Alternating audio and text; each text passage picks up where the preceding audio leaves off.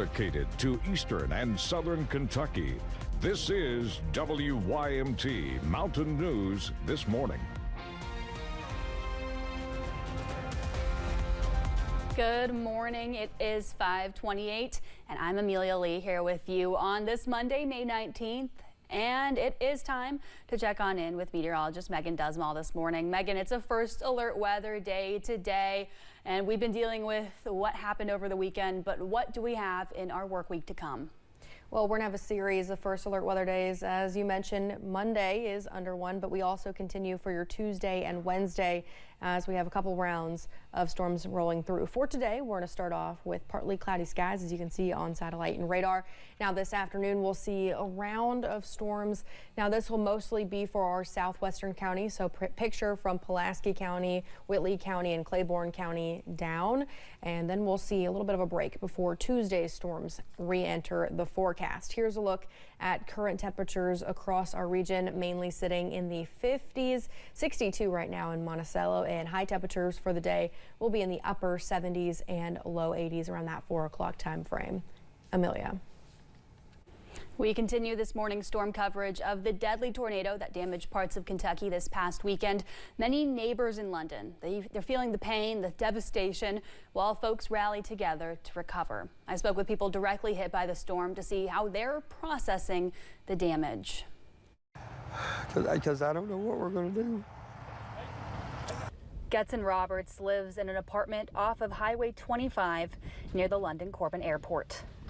Right here where the green carpet is, that was my apartment.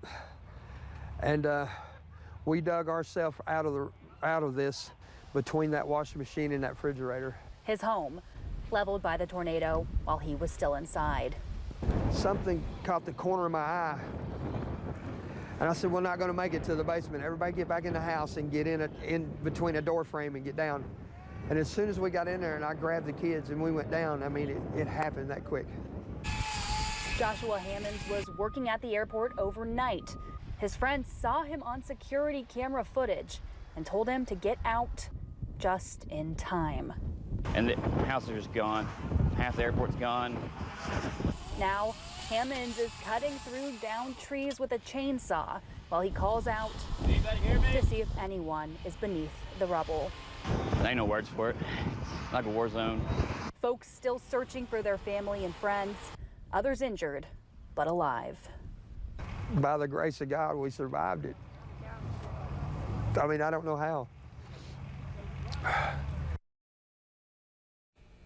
Volunteers are all over the area giving out food and water to those who need it, also cleaning up debris along the road. Folks who don't even know each other are helping out their neighbors in need. London Mayor Randall Weddle shared these pictures on your screen now of the tornado track and some of the destruction. He said seeing the path of the tornado from the air was just incredible. He also thanked people for the overwhelming response.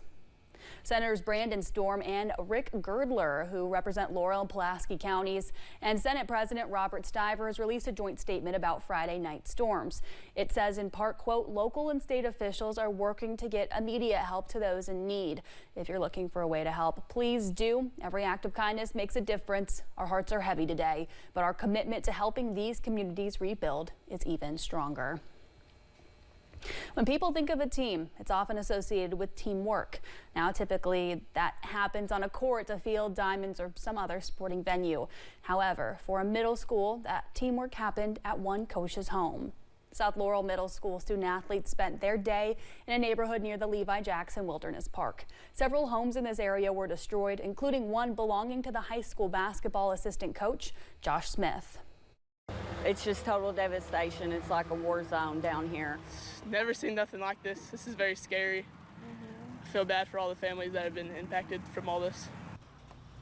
Students, faculty, and family members showed support for those who experienced damage. Folks with the Recovery Mill facility near the neighborhood also helped with cleanup, and they're offering food and drinks to others helping or who were displaced. Luckily, they only experienced a busted window, but they say, along with the South Laurel students and staff, they'll help as long as they're needed.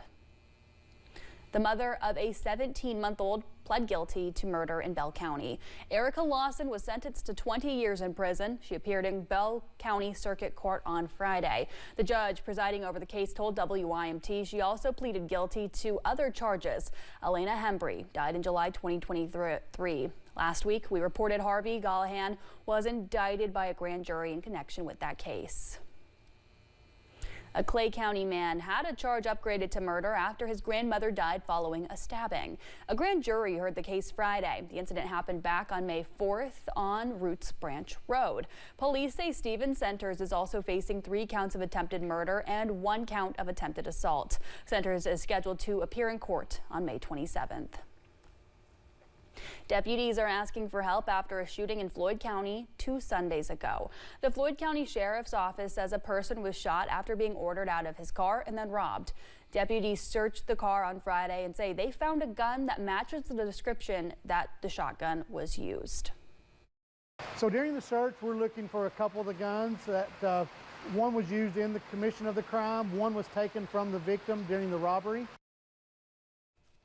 Sheriff John Hunt said the victim was visiting from out of state and had pulled over to the side of the road to sleep overnight in his car. Deputies say a little after 11, he was approached by 2 unknown people who opened his car door and ordered him out. It was then the man who was robbed, and that happened a few minutes after he allowed them into his car. The victim says the 2 unknown people then fired a shotgun into the car and hit him with it.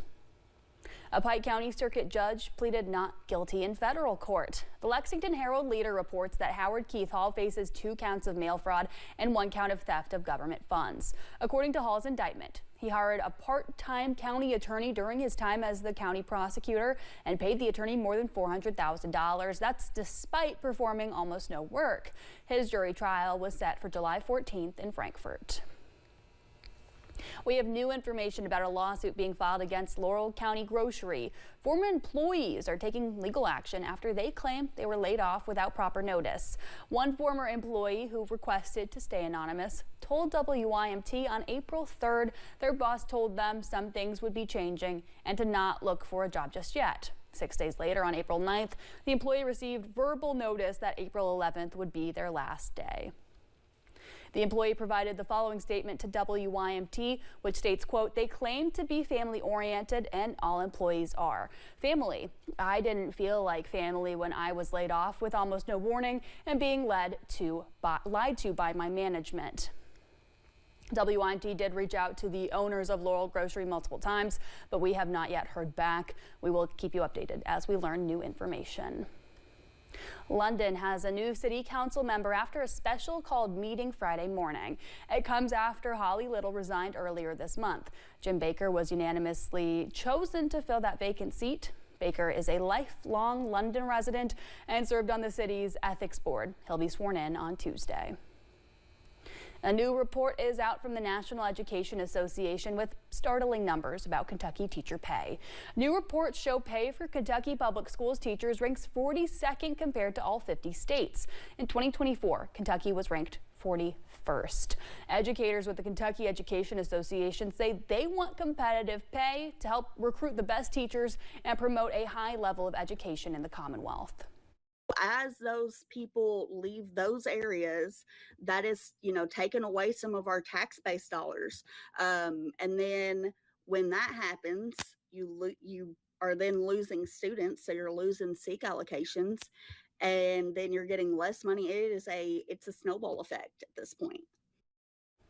According to the data, the national average teacher salary is $72,030 for a public school teacher. In Kentucky, that's $58,325. One Southern Kentucky school district will have a new superintendent this fall. Dave Cox is retiring from his position as superintendent of the Corbett Independent School District. Cox has worked for the school system for 33 years. His retirement is effective August 1st. One of the dozens of businesses that experienced flood damage in Perry County back in February is open again. Hometown Pharmacy in downtown Hazard celebrated its reopening with a ribbon cutting, free prizes, and hot dogs.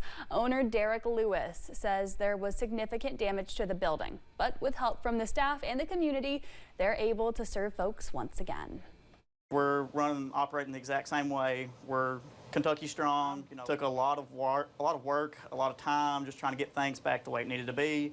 But no, we're absolutely here to stay. The drive-thru is open and they have 3 new employees to help out. Well, if you were impacted by those February floods, you're running out of time to apply for the FEMA assistance, and that deadline for disaster recovery assistance, that's next Sunday, May 25th. You can apply in person at a FEMA Disaster Recovery Center. You can also go online, find more information at disasterassistance.gov. The Pikeville Police Department closed out National Police Week by serving their community. The department hosted its community cookout at the Appalachian Wireless Arena Friday, using the opportunity to meet and mingle with first responders, community members, and the families of the men and women who serve the city. Officials say the event takes a spin on the week, which is devoted to celebrating law enforcement officers, by using the day to celebrate the community, not the department. All year long, we are surrounded by a community that supports us. And what we're doing here today is a way to give back to the community. So this is where we're just inviting everyone in, and we just want you to come sit down, share a meal with us, share some stories, have a good time, and let us thank you for everything that you've done. Lockridge says the event is one of many ways the department tries to show the person behind the police badge. It's 5:39. The Ultra update has arrived. Apple's CarPlay is getting an upgrade and soon to be available in several new car models. And we are tracking more storms this week. I'll have details up next.